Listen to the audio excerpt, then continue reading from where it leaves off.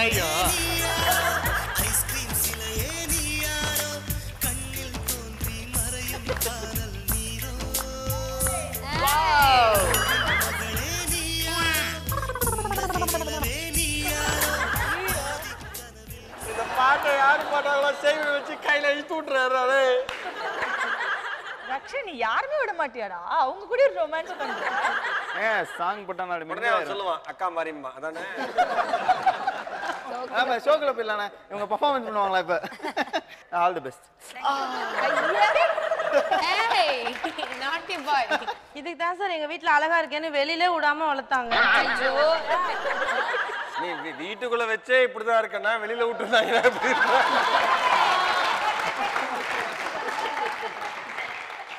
பொறாமையில பொங்காதீங்க.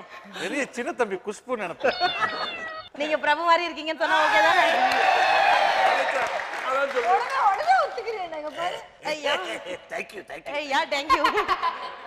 என் கருப்பு ராஜகுமாரியே ஆரம்பி. ஓகே மண்ணா. பொதுவா வாழ்க்கையிலே இன்னைக்கு பல பேருக்கு பல பிரச்சனை இருக்கும் சார். ஆனா பேச்சாளரா இருக்கிற மாதிரி ஒரு பிரச்சனை உலகத்துல எதுவுமே கிடையாது சார். அன்னைக்கு ஒரு ஊர்ல 1/2 மணி நேரம் பேசினேன் சார். ஒரு புள்ள சிரிக்கலங்க.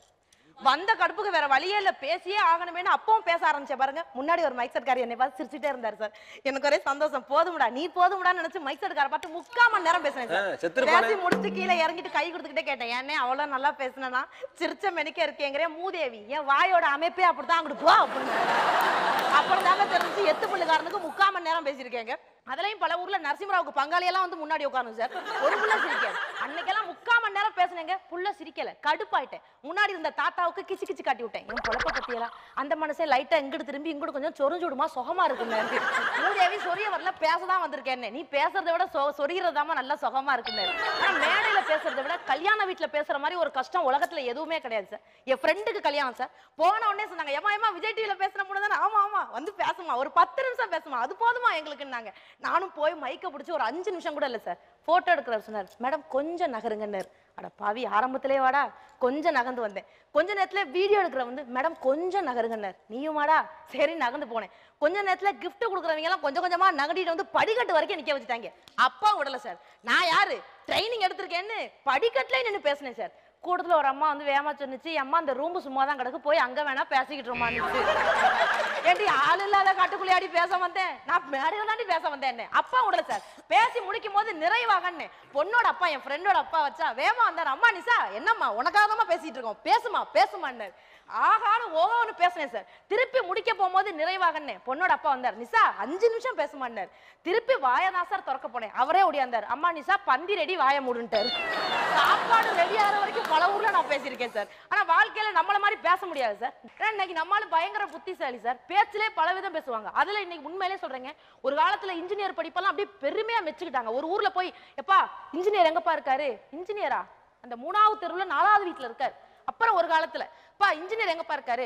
அந்த 3வது தெருவுலப்பா இருக்காரு. அப்புறம் ஒரு காலத்துல, பா இன்ஜினியர் எங்க இருக்கு? வீட்டுக்கு வீடு ஒரு இன்ஜினியர் இருக்குப்பா. நீ எந்த இன்ஜினியர் தேடுற பேரை சொல்லணும்னா, இப்ப எப்ப அந்த இன்ஜினியர் வீடு, இன்ஜினியருக்கெல்லாம் ஏதுப்பா வீடு, இந்த பாலத்துக்கு அடியில படுத்து கிடக்குறாங்க, போய் தேடி பாரு.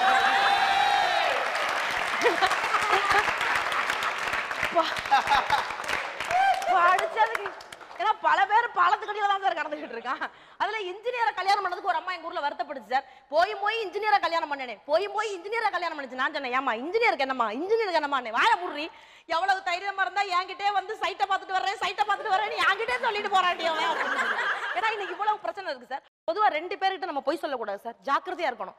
கடவுள்கிட்டையும் போய் சொல்லக்கூடாது, டாக்டர்கிட்டையும் போய் சொல்லக்கூடாது. ஏன் தெரியுமா? கடவுள்கிட்ட போய் சொன்னா கடவுள் டாக்டர்கிட்ட அனுப்பிச்சிருவார்.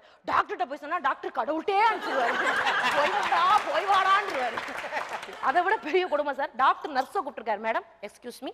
எஸ் டாக்டர், நம்ம ஹாஸ்பிட்டல் விளம்பரத்துக்கு பப்ளிசிட்டி பண்ணணும். ஒரு நல்ல பஞ்ச் சொல்லுங்க. Very simple doctor. கூட்டிகிட்டு வாங்க, தூக்கிட்டு போங்க அப்படின்னு. நீ டைலாக்கே சொல்ல வேணாம், ஆட்டோமேட்டிக்கா அதாண்டி நடக்கும்ன்றாங்க அவனும். ஏன்னா ஒரு பேஷண்ட் உள்ள போனோம்னா ஃபுல்லா செக் பண்ணிருக்காங்க.